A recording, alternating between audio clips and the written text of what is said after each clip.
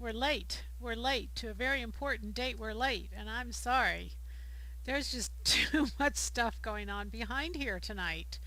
This is June 16th, 2014. Welcome, welcome. Glad you're here. Glad we're here. This has just been a lot of fun preparing for this because this is my arena now. I don't, just patterns. Like, it's kind of like where I really feel home. The other stuff is not what I do as well as I do patterns. So we are happy to be here. Tonight's topic is on what every sewer should know. I don't care about patterns, whether you're going to make patterns, whether you're never going to make patterns. If you're going to pick one up, if you're going to take one out of an envelope, I think it's really helpful to know some rules. And some of these you'll know because I've talked about a lot of them. But I tried to go over the ones that I really felt were just minimal that you should really know and that will really help you. So we have changed the webcast room. We've completely overhauled it. We're actually midway. We're actually not finished. But what we are doing is putting the sewing machines here so that you will have, we will be able to do sewing and more sewing in our webcast. I think overall we've gotten a lot of feedback that you really like that. It's helpful for you, and so we're going to try to do that more. So we're just still figuring out the layout. Notice in the back here there's boards, so these boards will be teaching, and then the garments will have hanging.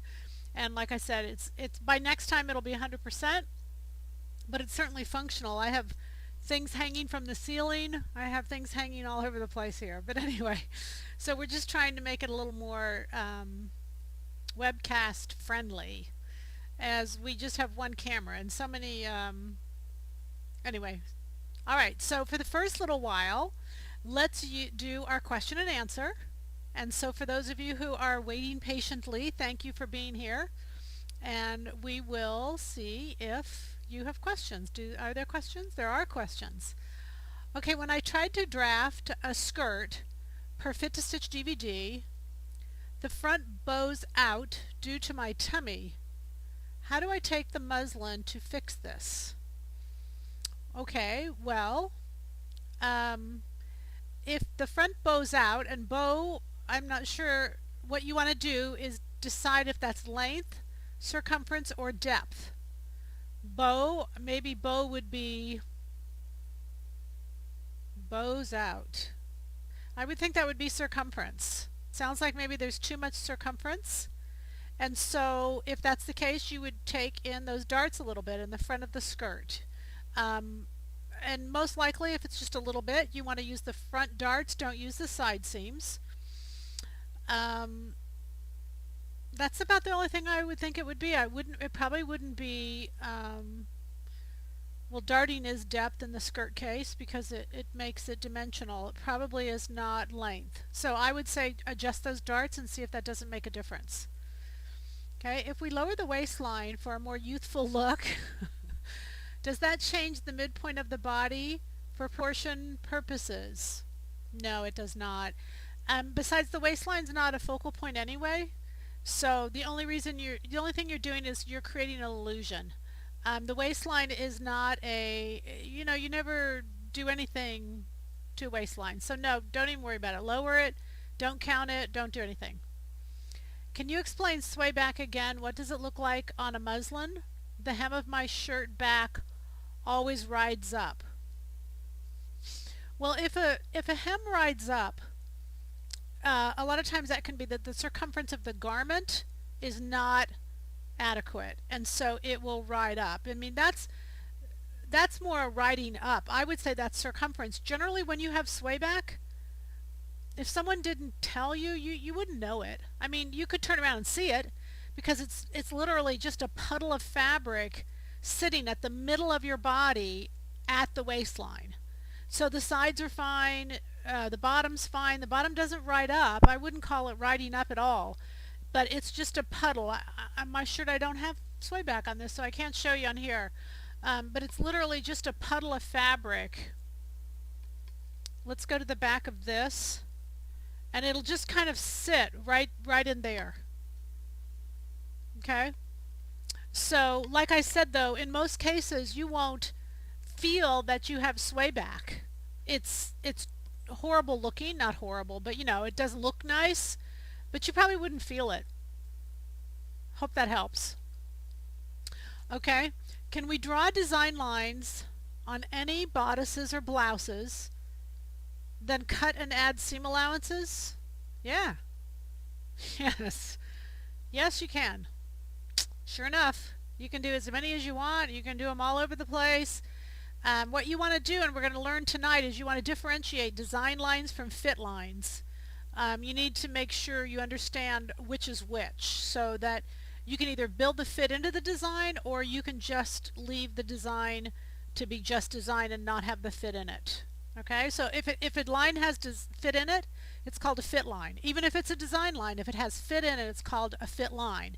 If it's just a design line, it has no fit in it at all, and that's a design line. Okay? When making pants with elastic waist, how do you remove the extra fabric at the upper center back? I have a sway back, but this appears to be a circumference issue. Do I dart it all out? Well, if it's an elastic waist, you would just make the elastic less. If you have an elastic waist and it's gapping at center back, unless I'm missing something, then there's just too much elastic. There's too much circumference. You don't need to dart that. Why wouldn't you just make the elastic smaller? I mean, that's the first thing that comes to my mind. Again, maybe I'm missing something when I say stuff like this. And sometimes you guys have already done things and then I'm saying to do something. So let me know if when I say it doesn't work. But if it's an elastic waist, just take out more elastic. Make it smaller. It doesn't matter if it's front, back, side. It's not really going to make a difference. To correct the bowing, you advise to take in the front dart and not the side seam. Why not the side seam? Well, in this case, I don't know, to be honest. The bowing, though, it sounded like a circumference issue to me. And why I suggested the darts is generally the side seam is curved, and what I want to do, and anytime I'm making a skirt or pants or blouse or anything, I want to minimize bias. Bias is unstable. Bias doesn't hold itself to be fixed. It has movement to it in many cases. So the whole reason of having darts is so that my side seams are not extremely biased and therefore more stable. So darts enable my whole entire shift from hip to waist to be more stable rather than taking in all that change at the side seam, which is more angle. So by taking darts, I can straighten up the side seams. You could take it at the side seam, but my theory is that your side seam is probably already curved enough, and those darts could be made a little bit larger. If you only have one dart, make a second dart in each panel. You're just trying to take away circumference. All right, that's the thought process there. The neckline on most garments that I make gap in the back and do not lay flat against my body. What should I do? In the back of the garment, there is what's called a shoulder dart. I'm going to show you right here. All right, so that shoulder dart is there because every body's body in the back has a curve to it, and that dart takes away width through the neckline area and keeps width through the shoulder blade area. So if your garment is sticking up or not laying flat against your body, that means that this dart that was built into the pattern is not large enough and needs to be made larger, so that, and as I make it larger, you can see that the garment actually comes in farther into the body. So that dart, though, is usually not left in its primary position. It's built into, in my blouses, I actually build it into the body to where you don't see the dart, but you get the effects of the dart. What you want to do is look at the pattern and figure out where that shoulder dart has been moved, and then decide, just do it a little more. The other thing you could do is you could, at the shoulder seam, pinch the shoulder seam and pivot that to nothing at the bottom, and then literally take it all the way to the bottom, and then because you made this narrower, you can add it back out here so that the shoulder seam of the back matches the shoulder seam of the front. Okay, you need more curve in your back of the pattern. Your back is more curved than the pattern. The pattern is flatter than you are. Okay? All right? How are we doing? All right, if your blouse pulls to the back, how do you adjust? Meaning the collar pulls down and back, making the front pull up. Your back is, or not yours, everybody's back is convex. So, and the front for the most part is concave. Not exactly, but we're just going to use those two analogies. So concave versus convex, who do you think is going to win? The convex is always going to win because my movement, when I move my back gets longer, my back gets wider. If the garment is not large enough, wide enough, whatever, then the garment is going to pull to the back. The back wins. So if the garment pulls back, that's either saying that the back length is not long enough, it could be not wide enough, the circumference, it's probably one of those two things. If the collar is sticking up, then that's telling you that the center back is not long enough. So that's when you would split the center back, add a dart, a horizontal dart, have it taper to nothing at the armhole, and pull the center back up to where you get more length. That most likely will stop it. Okay? Easy to fix, but no fun when you wear a garment that does that. All right? And again, once you do that, you can use that as a template so that you can always compare the back neck length from garment to garment to garment so that you don't have to keep having it happen. You have a base that it doesn't happen to, and then you can fix the others. Okay? My waistbands on my skirts constantly ride up on me above the waist. Making the waistband bigger only leaves gaps. What am I doing wrong? Well, I hate to tell you, but this has nothing to do with the waistband. This has everything to do with the hips. So the hips in your skirt do not have enough circumference for you. And as you wear them, the skirt goes up. Okay? Now gravity makes everything go down, except in the case of skirts when there's too little circumference. And as you walk and as you move and as you sit, because your skirts don't have enough circumference, they're trying to rise to a smaller point. And that's why they go up. I mean, just kind of logically think about it. There's no way anything's going to go up except if it's too small. If it's too big, it's going to fall. So even though you're choosing a size and you think it's the right size or whatever, it isn't. It's too small. So increase your circumference on your skirt and your skirt should hang. Okay? All right, have you been working on any more men's patterns like the golf shirt or maybe a casual outerwear jacket or trench? No. Our fall patterns don't have any men's in them. You could use our trench coat though for a men's trench. It's a Burberry trench. The men and the women's trench are exactly alike except that they lap the opposite direction. That's an easy fix. Haven't got a t-shirt for men yet. All of the fall patterns are all for women. Isn't that terrible? Horrible, horrible. No men, not yet. Although we've done very well with the jeans, the shirt, just no more men's yet. Maybe in the spring we'll pick up another one. I need to narrow my patterns above the bust, but I don't want to mess up my sleeve hole or shoulder width. Can you show us the pattern change tonight? Well, I need more specifics. If you say you want to narrow your patterns above the bust, but you don't want to change the shoulder width, then what are you trying to narrow? If you can be more specific and tell me what are you trying to narrow, then yes, I can show you how to fix it. How's that? Okay? All right, a lot of good questions. We got a lot of viewers. Thanks. It's all good. When using tie interfacing, no. After you cut it the 1 inch wide bias, you leave it just like it is. You leave the whole thing in the sleeve. It becomes a sleeve head, and you sew it on 3/8 and you don't want it to be in the middle because you want one layer to be wider than another layer, which is what creates that nice cap. The top I have on is I love this top. I did it a few webcasts ago. It's pattern number 350. It's our pattern of the month for, I can never go backwards, May pattern of the month. Stephanie's blouse, and I just did it in a knit, and this is the Geo knit. Geo, I can't remember. You'll get it from that. Geo something knit. Anyway, it's really fun because you can cut and paste it. Oh, and then that's right. This is a solid collar. This was the watermelon stretch cotton. I did it. That's pretty good. I wasn't thinking about it. I just had it on all day and forgot to remember what I had on.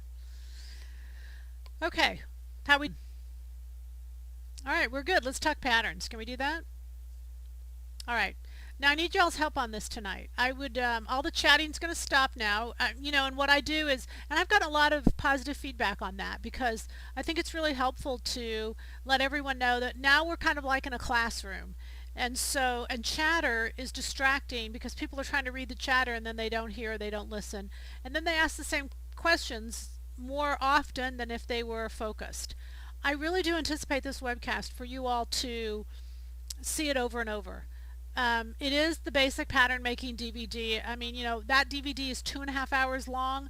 This webcast is 40 minutes long. So clearly it's not everything, but I did try to pick up the highlights of what would interest you the most. We do have that DVD. It's not on sale, but when you order the DVD, you get a free pattern with it through, I think it's Friday, I think is what it is. Okay, so again, I picked up these rules because I really wanted to pretend as if you were a new sewer, and what would a new sewer kind of need to know about patterns in general. And again, I in some cases, if I get too technical, just hit beep on the computer, say it's too technical. Because the goal was not to get technical, the goal was just to help you. Julia Child has said, have your tools and your rules and you are free. And boy, I really believe that. You put me on an airplane anywhere in the country, as long as I have my French curve. Have French curve, will travel. And as long as I have it and, a few other things, then I'm good to go. It's good to have a tape measure. It's good to have a yardstick. What I like about this particular French curve is it has a 1-inch ruler on the inside. Now, a lot of times when I was in college, I had a flexible ruler. This has worked just as well. And I like having one tool that does kind of almost everything I need. This is not a T-square. It's helpful to have a T-square, but again, you're not drafting, you're just kind of fixing. So don't worry too much about that. I'm going to quote Julia Child one more time because another thing she said was that no one is ever born great. They achieve it. And I just really like that. No one is ever born to be a great seamstress. No one's ever born to be a great pattern person. It is all learned and achieved. So you got to remember that. It is through practice that we get better. It's through asking questions, etc., etc. Okay, so we know throughout the world there are two methods of making patterns. One is called drape and one is called flat pattern. Within the flat pattern system there are what we call slash and pivot. I'm going to give you a couple of examples tonight. You work with these methods all the time, and that's why I think the rules would be really helpful for you to know.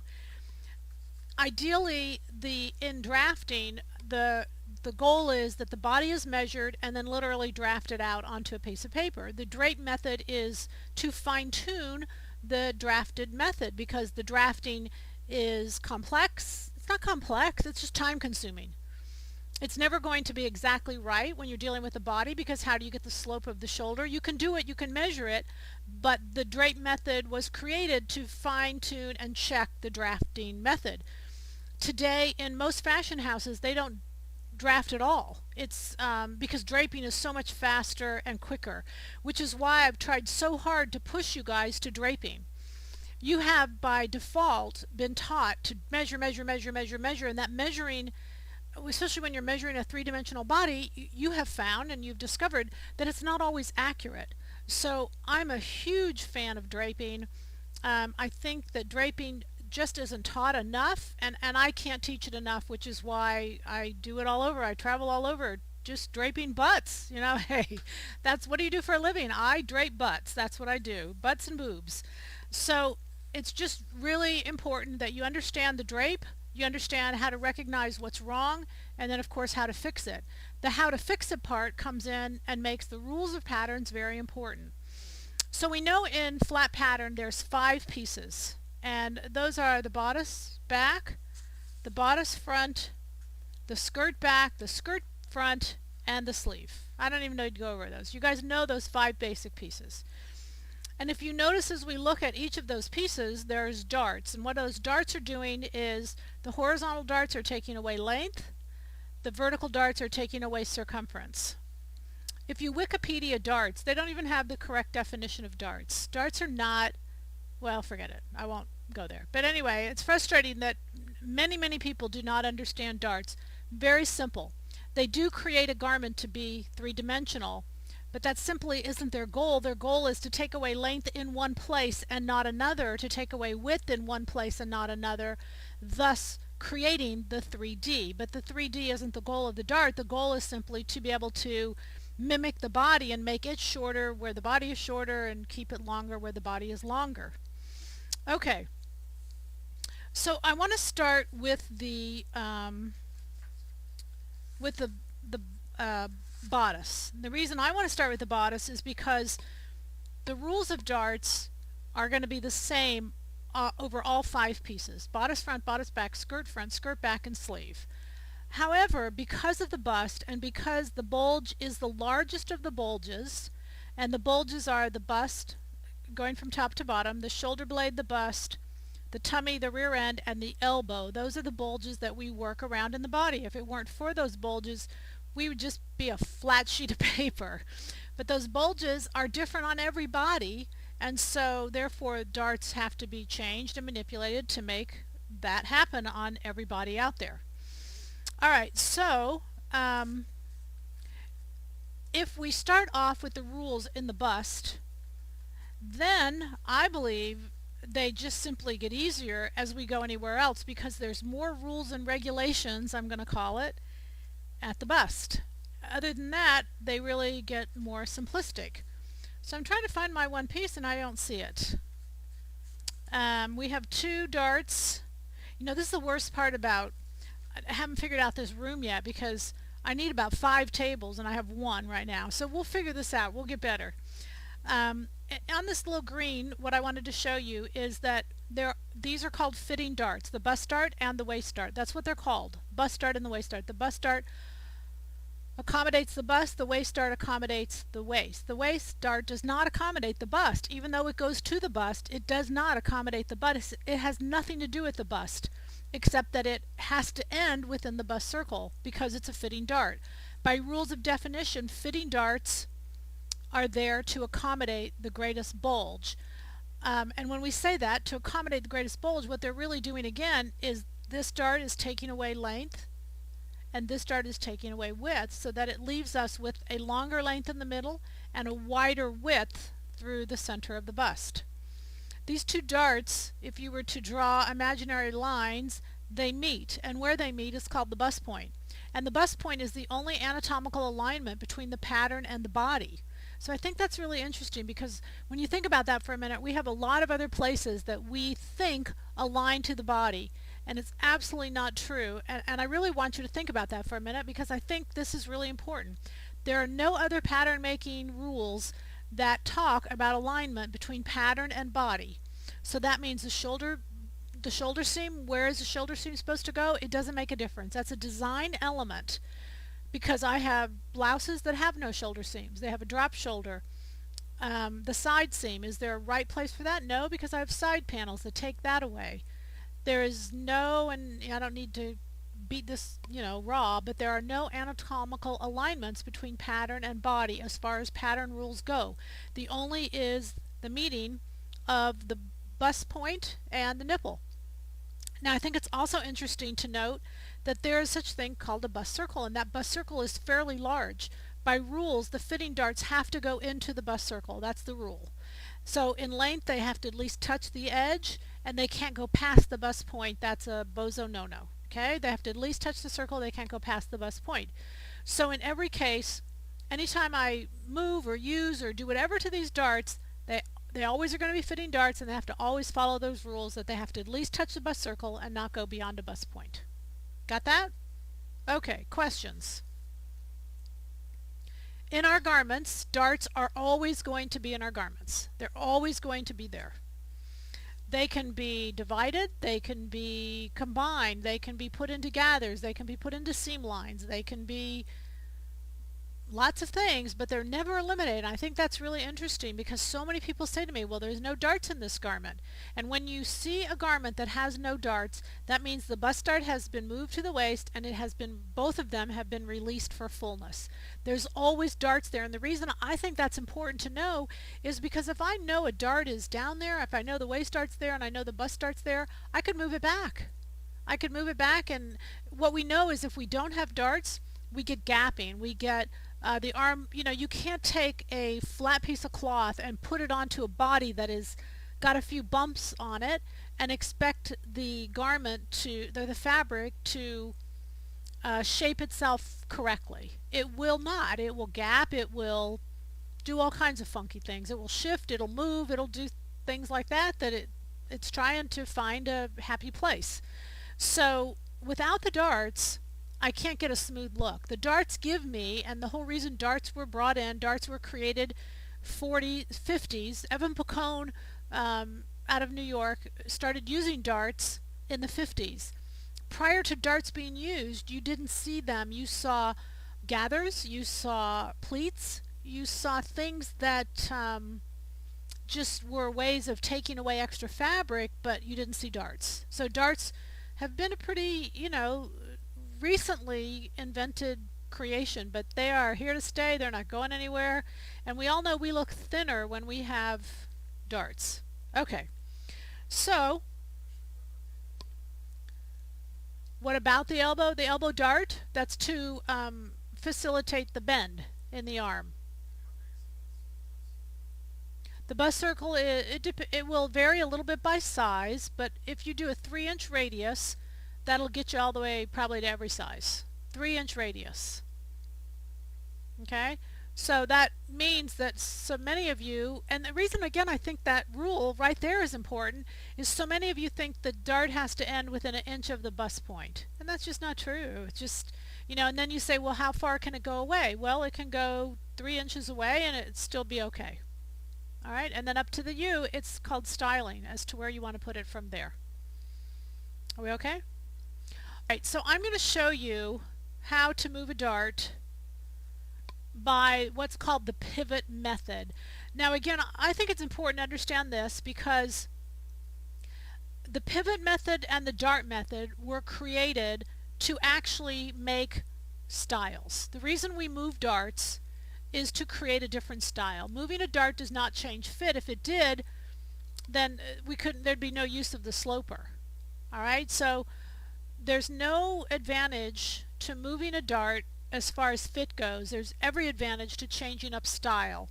And what we recognize is that everything out there is this base, and all we're doing is making it into a different style. And we want to work it backwards. So the first thing we always want to do is we want to say, where's the darts? Where's the darts? Where's the dart? Okay, so what I'm going to do in this case is I'm going to move the bust dart to the shoulder seam. I'm going to use the pivot method. Now what I started to say was the reason it's important for you to know this is the pivot method and the slash method are two methods that are used to move darts. It has been an alteration method has been created out of those two methods. The problem that I see in the method is that if you don't understand the logic, you won't understand the alteration, and as long as you're going to learn how to do it, then you don't need the method. Did that make sense? I'm not sure if that did or not. But all right, so here we go. We're going to move this dart. I'm going to move the bust dart to the shoulder. I'm going to move it right to there, and I'm going to do it by the pivot method. And again, this is just FYI, watch how it happens. I'm going to use my little board here, and what I do is I start tracing all the way around. And notice I started tracing where I wanted the dart to be. So I'm going to go around, I'm going to go around. I'm not moving the waist dart, so I'm going to leave the waist dart exactly where it is. And I am moving the bust dart, so once I get to the very bottom of that bust dart, I put a pin or my finger or whatever at the bust point, and I pivot that bust dart closed. And then I go ahead and continue tracing, and I stop exactly where I started, which was at this point. And when I take that away, what I end up with is that bust dart's now up here at the shoulder. Okay, can we see that? Okay, so I go back to my bust point, which was right here, and I draw what's called a guideline. And a guideline is simply taking the dart, measuring the width. It's just going to help me draw the sides of the dart. I don't want to actually stitch the dart all the way to the tip. That's the bust point.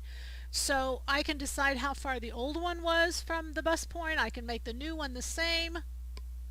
And then I draw on the sides of the dart. Alright, and that's my new dart. And I have moved that dart up to the shoulder.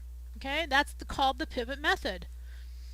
Alright, so by contrast to that method, I want to do what's called the slash method. And again, we're going to do the same thing. We're going to take the bust dart and we're going to move it to the shoulder.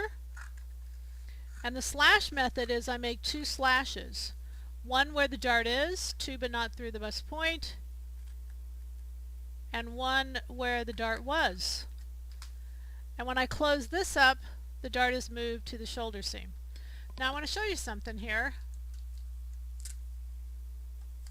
And hopefully what you say is, wow, that was a whole lot easier, because I got the same darn thing. No changes at all. Okay, so why would I pivot? It's not real popular. There are times when I don't know, it may help, but it's not a method that a lot of designers ever used. But the slash method is used because, as you can see, it's much faster, it's much easier, and bam, I got right to it. The negative of the slash method is I got to put paper behind it and fill it all in, whereas if you notice with the pivot method, my dart is already backed up, and I don't have to worry about doing any of that. So they're both available. You're going to get to the same result, same place, same time. It's just a matter of if you prefer to do the slashing or if you prefer to do the pivoting. With the pivoting, personally, I think it leaves more room for error, because if that pattern slides a little bit, then everything's off. I do want you to look at a couple things, because this is kind of some old wives' tales that I would like to clear up among sewers. I'm going to take this tape off here. I'm doing a crummy job. I'm going to go ahead and come back to this. This is the one we slashed. I'm going to close this up and tape this back up. And I want to do some comparisons between the old dart and the new dart. Alright, if we take the old dart, the bust dart, and again, let me just tape it to make it more solid, and compare it in size to the new dart, you notice that it's narrower than the new dart. The dart at the shoulder is wider, the bust dart is narrower. Some of you say, well, of course. Others of you say, well, that can't be right. So the answer is that it is right, and that a dart is an angle. So a dart is measured by the angle at the tip of the dart. It's not measured by the size of the opening. The best illustration of this would be a right angle. If I had a right angle, and if I drew this right angle just right there, and everybody knows that's a 90-degree angle and it's a right angle, and let's just say I cut it off here and that's a size 8, and then I cut it off here and that's a size 12. The size 12, if I measured by the size of the opening, I would say that the size 12 dart is larger than the size 8 dart, but in fact it's not. It's a right angle. And right angles, or all angles, are measured by the angle of the tip, not the size of the opening. So just whenever you're dealing with darts, just don't lead your brain into saying, oh, well, a B-cup is 2 inches at the side seam. Well, no, it's not. It depends on what size it is. And we've been taught this stuff, and so the reason I mention these to you is so that you can say, well, gee, that's not correct. That doesn't make any sense. It can't be right. And then you won't kind of fall into those traps. Okay, so moving the darts, etc., etc. I mentioned a little bit ago, why do we move darts? We move them simply for design element. It does not change fit. If I wanted to, I could have every garment be just like this, and every garment would fit just as nicely. I could make it in different fabric. But I say we'll get a little bored with that. We want to mix it up a little bit, and so we're going to. When we combine both darts, we get what we call the French dart. You guys know that I love the French dart. Why do I like it? Because both bust dart and the waist dart are combined together, and it's such a large dart that the back is cut out, so all you have is a seam allowance. You could pick the dart up, stitch it. If you need to lower the bust, you could just stop stitching. If you need to raise it, you keep stitching. It's a very easy functional dart to work with, and so that's why I like it. It's on the side of the body, it's not visible, etc., etc., etc. Alright, so with this, what I want you to notice is darts can become gathers, and we can see on the side here that was a French dart, and that French dart became a gather. There is a French dart on this side. This side is gathers. This garment up here, I don't know if you guys can see this. I'm going to grab it real quick. These darts in this case became gathers. So literally the bust dart was moved to the front and gathered. If you see a time where gathers go to the bust circle, then you know that the gathers are probably with the bust dart included. If you have gathers there and you end up that you want more, you can do what's called dart equivalent plus added fullness. And you can take the dart that's there and you can slash it and open it up more and then add additional to where you want it to go. It is important that when you're adding fullness and when you're slashing, all you're doing is slashing from here. I'll use this as an example. I'm slashing from here over to here. It's important that you slash to where you want those gathers to go. So if I had all my slashing here and I went to one point, all those gathers would point to that one place. So just be careful as you go to add fullness and you add gathers that you also distribute the fullness so that the gathers will go out and not all up to one particular point. Hopefully you'll get that. Okay. Gibson pleat, cowl neck. What else? Yokes, princess seams. All of those are just design lines where the fit has been incorporated into those lines.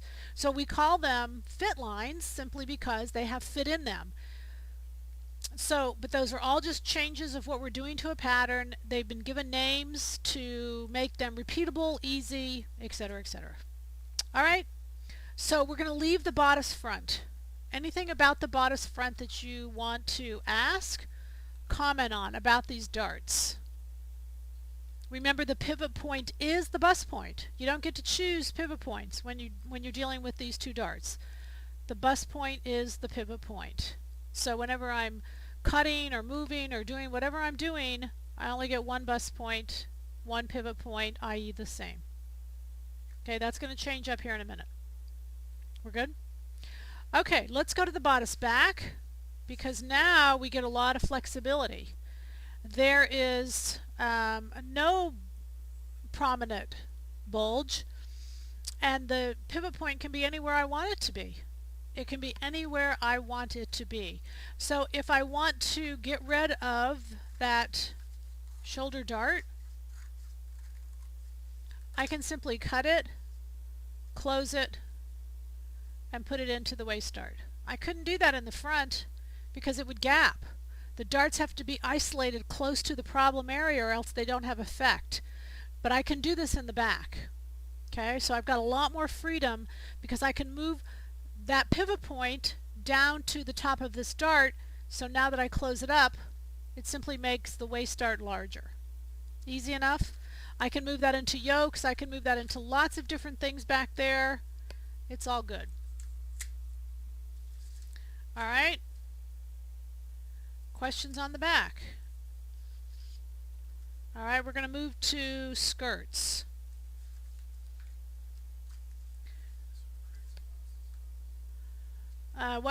What can you do with Craig's blouse? What do you want to do with Craig's blouse?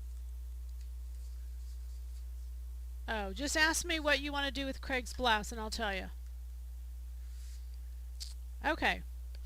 I want to talk about a skirt now because in this case the darts are, I want to show you the difference as to when you pivot out darts. Again, there's no pivot point, and the pivot points can move wherever you want them to be, and the pivot points are lowered if designers, I'm going to call it a designer because it's the design process that you make these decisions. So let's say I don't want darts and I want to convert those darts to flare. That's done very often in skirts. If I'm not going to stitch them, I'm going to convert them to flare. I think I wiped out my mic, sorry. Alright, but if skirts are labeled by the number of inches at the hem. So let's say I want a 50-inch skirt. So if I divide that by 4 panels, it's 25, 12 and a half in each panel. If I measure what I already have, then it's 10 and a half. So I want each panel to be increased by 2 inches, and that will give me the style that I want. So I don't want darts, I want to convert those darts to flare, and I want to add 2 inches. Okay, so what I want to show you is, in the first case, I'm going to put the pivot point right at the hip line. And when I put the pivot point at the hip line, and what it means by putting the pivot point at the hip line, it means I cut down to the pivot point, and then I cut up to the pivot point.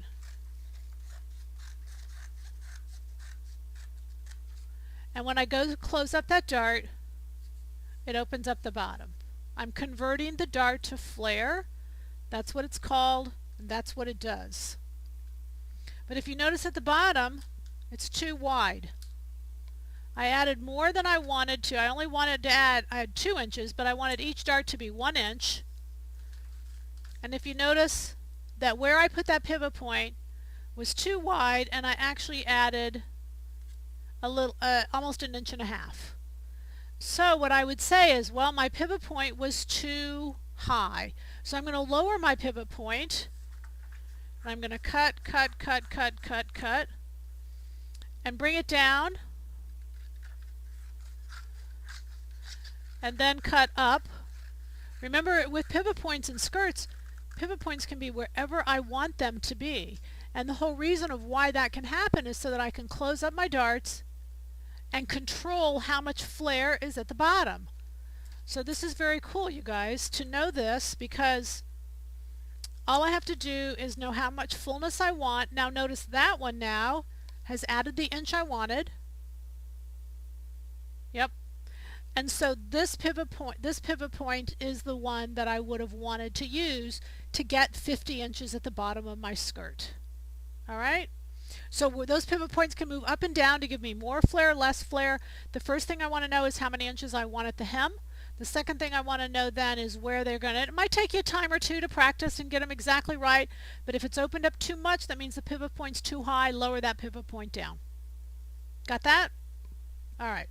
Now one more thing about skirts. Skirts are just real easy to do, especially like with this gal tonight where she's getting the tummy fixed and getting all those other things fixed. Fine tune all that, and then you can make all these changes and the skirt will still fit. You don't have to deal with fit anymore. You're only dealing with style changes.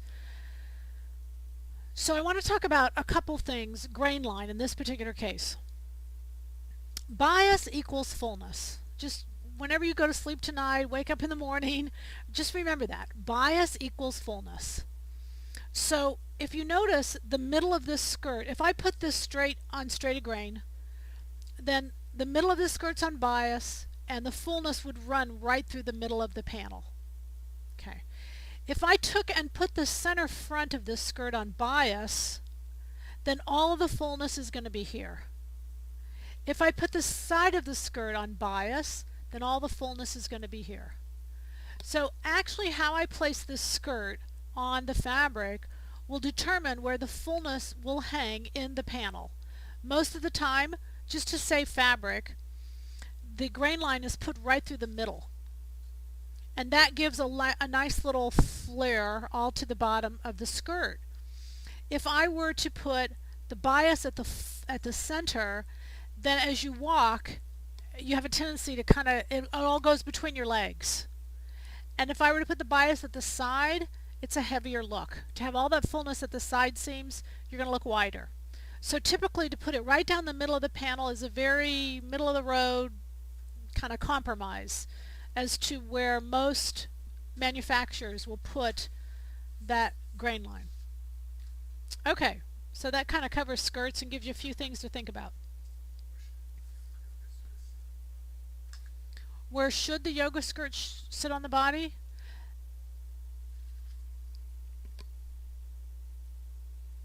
Is that good? It's called a style choice. I put mine below my belly. I like them at my hip. I like them to hang on my hip, actually. Don't make them tight.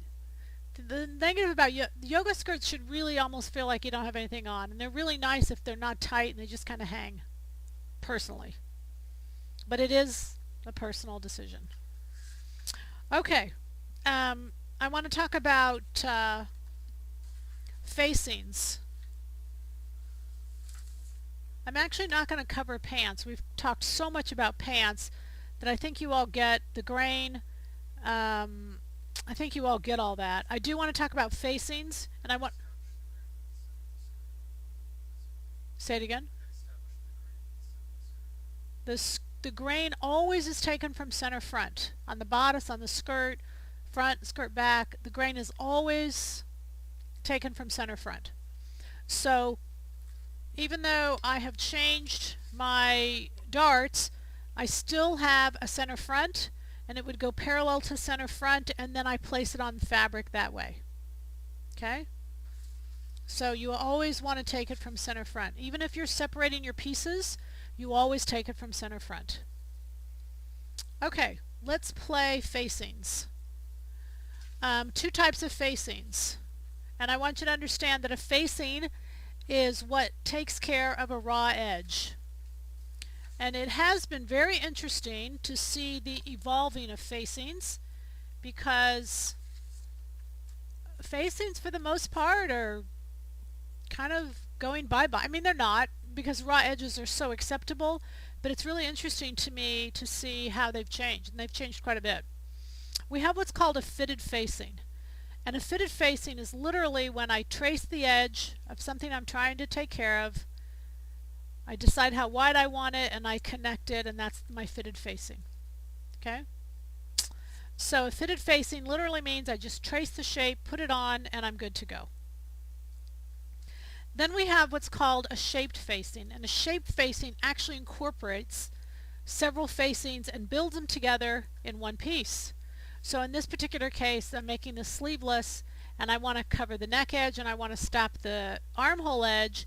So notice I trace the neckline, I trace the armhole, and I put them all together in one facing, and that's called a shaped facing. So I'm finishing two edges at one time. It's one facing together.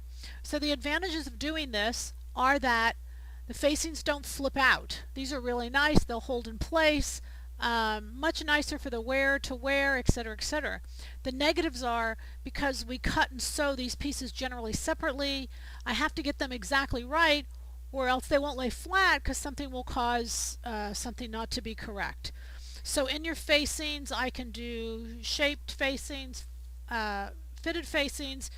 The goal of the facing is to finish the raw edge. If I decide I don't want a raw edge, the facing will finish the raw edge. Okay, let's talk about sleeves. First thing I think we should know is the names of the sleeve. The names. So here's my little diagram. Cap line, circumference of the sleeve. I say to you guys all the time, just measure the cap line, and I hear so many times back, where's the cap line? The cap line is the circumference of the sleeve. In terminology, all of your lines are circumferences. Your bust line, your hip line, your waistline, neckline, all of those are circumferences. Cap line. Then, in order to find grain on a sleeve, the grain is perpendicular to the cap line. So I can use this, I can lay it down, or use a T-square, I don't care which, and I get the grain line. Grain line is perpendicular to the cap line. Then this is what's called the cap height.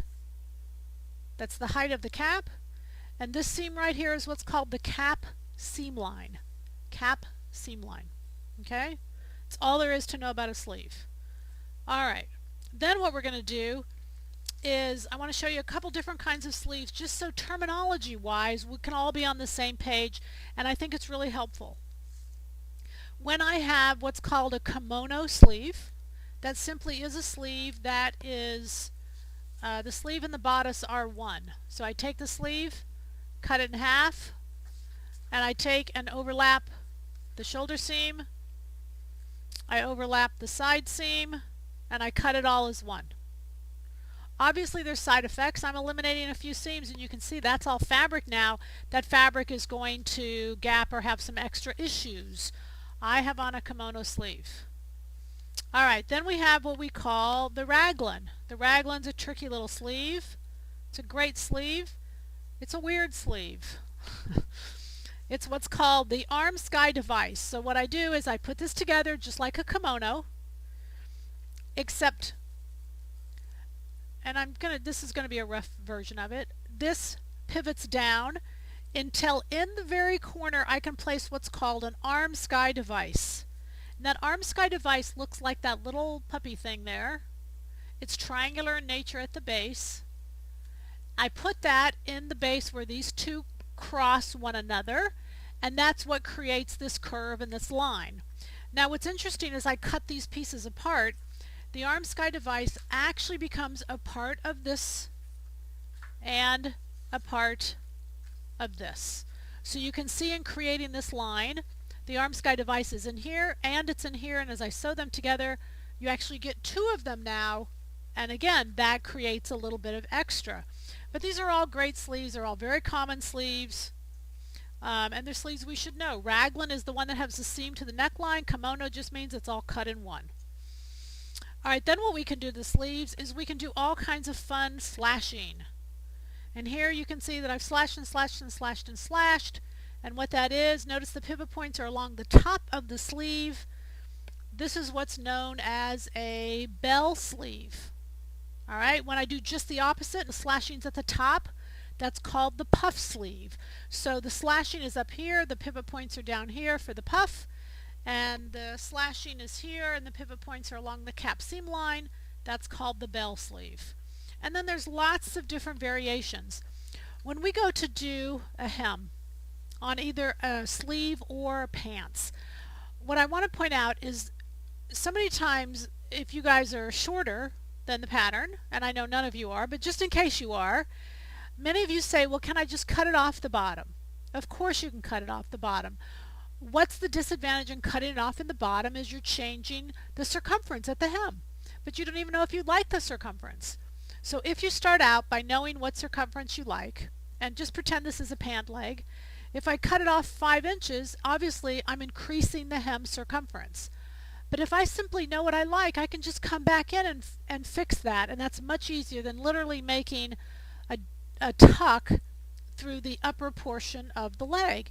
And then I usually don't even know if I like that hem anyway. So I'm going to recommend just take it off the bottom and then fix it to where it is my hem that I want on my pant. This is just showing you a facing when it's curved. Trace the bottom, trace the sides as they go larger, and then cut it off. The only other sleeve I want to show you, and I've mentioned this numerous times, is a two-piece sleeve. And the reason I want to mention this is because with a two-piece sleeve there's some fitting issues that you need to know, and those fitting issues are I have one length that goes from the top of the sleeve to the elbow, because what happens at the elbow, my two-piece sleeve actually changes directions. Alright, so I have a length issue, and I also have a depth issue, because if the sleeve is not bent as much as my arm, it will wrinkle. So where I close this up, I may have to close it up a little bit more. I may have to create more of a bend. So two things you want to watch for in a two-piece sleeve. Number one is that the elbow's in the right place, and that the bend of the sleeve matches the bend of your arm. And that is really important. The bishop sleeve is just simply the cuff. You guys can handle that. There's really no fit to that. I do want to show you a pocket, because lots of you like to make pockets. So we're going to do this, and we're going to take two pieces of paper, I don't care what you use, that are the same size together, and I'm going to line them up to my waist, and I'm going to line them up to my pant. And cut them to where they equal the hip line, and cut them to where they equal the waist. I can take that down just for a minute, and I'm going to take both of them and create what looks like a pocket. You don't have to, but most pockets are curved. It's your pocket. You get to do anything you want with it.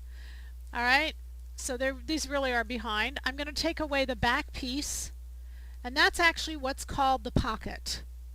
And then I'm going to leave these two together, my pant and the piece behind, and I'm going to cut a pocket, whatever I want a pocket to look like.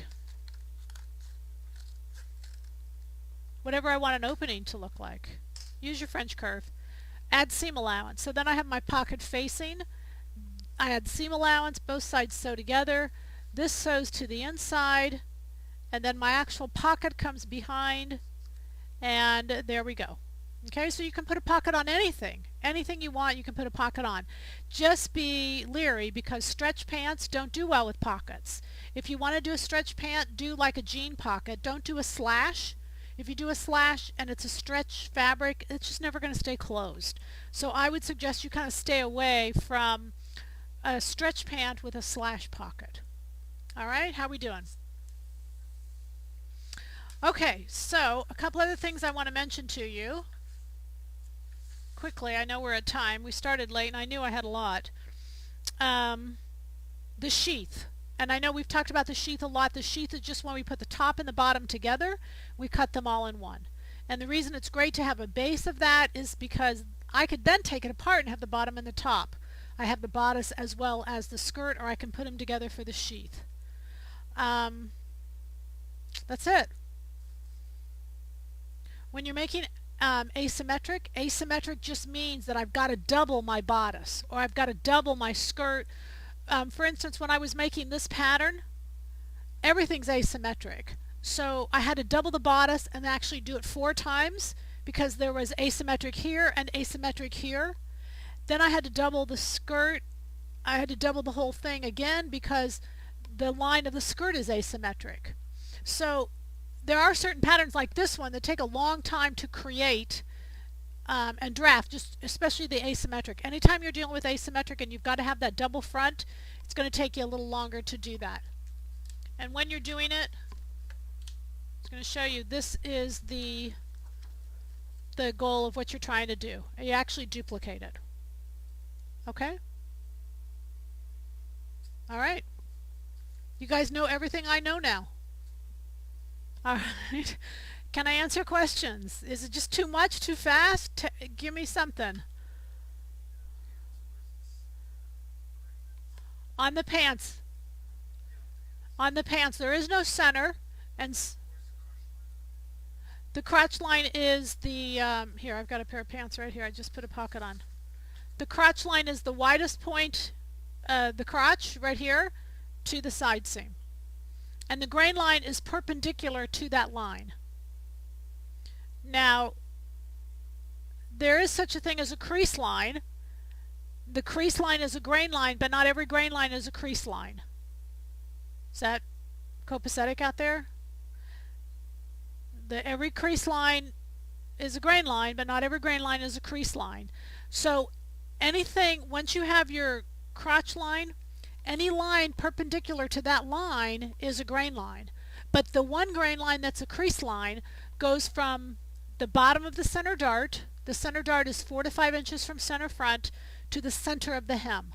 That's your crease line. Okay, and if you'll use that as your grain line, it really is less confusing, I think. I always use my crease line as my grain line.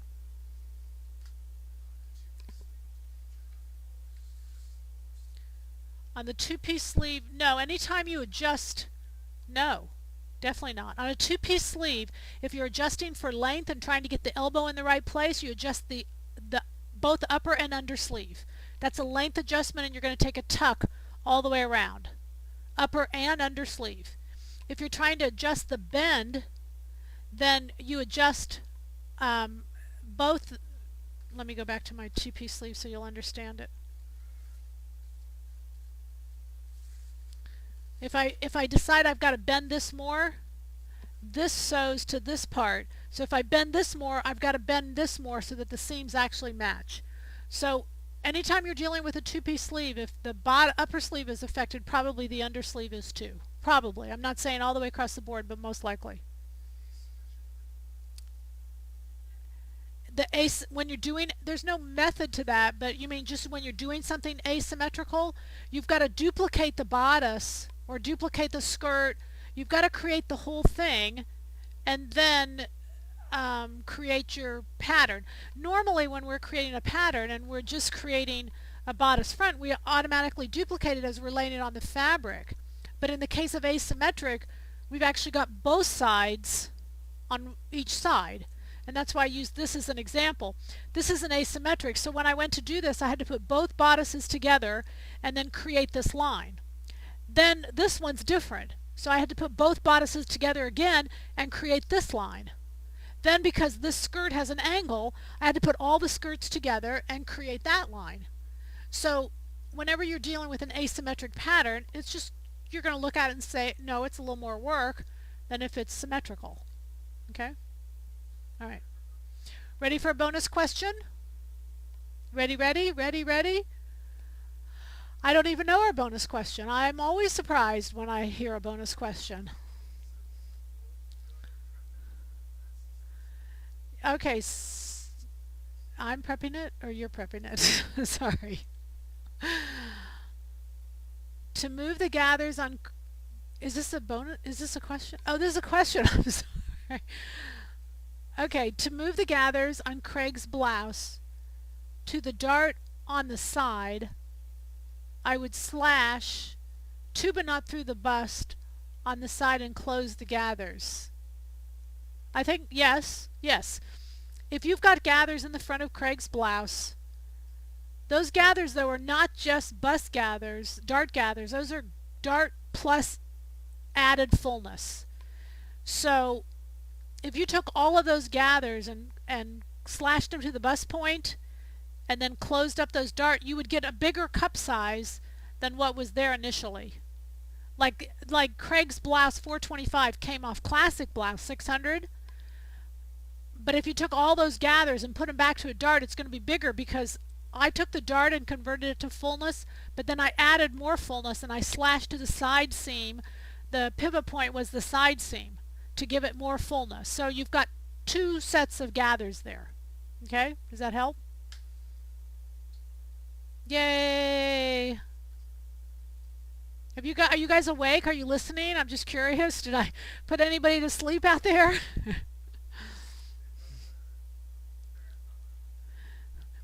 Well, I was trying to get a lot done. You guys need to know this stuff. I can't tell you, I went back and watched Basic Pattern Making, the DVD, and I'm telling you, the DVD is, I'm not even going to tell you. The rules are the same. The rules are exactly the same. People have said to me, it's when I was young. Like, people say to me, is that you? Yes, it's me. It's just really, really a young me. But would I do it again? No, because I was actually more attuned to the rules then than I am now. Because I still follow the rules. I don't mean to say that I don't. But I've also learned in experience where I can slide and where I can't. And so that DVD has no sliding, and that's good. You need no sliding when you're first learning the rules. It needs to be firm, and I would be sliding now, so it's not good to do it over. And they're all correct. The rules are all correct. Okay, here's the bonus. Where is the FIFA World Cup being held this year, 2014? Where are those guys playing World Cup? And if you guys haven't watched, it's wonderful eye candy. I didn't say that, but it's great eye candy. These young physically fit guys, it's kind of fun to watch them on the field. They're amazing. They're so agile, and they're really, I mean, don't watch a whole game, but turn it on for a little while. Where is it being played? Should it be more specific than that? More specific than Brazil? No? No? Okay, we're going to give it to Brazil. It's called Rio de Janeiro, right? That song, tall and tan and young and whatever. I can't sing, so I better not. Anyway, congratulations, Joy. Join us here 2 weeks. You know what I want to do? I want to do summer dresses. There are so many fabulous dresses out there. They're so cute and they're so easy. And so we're going to talk about summer dressing next time.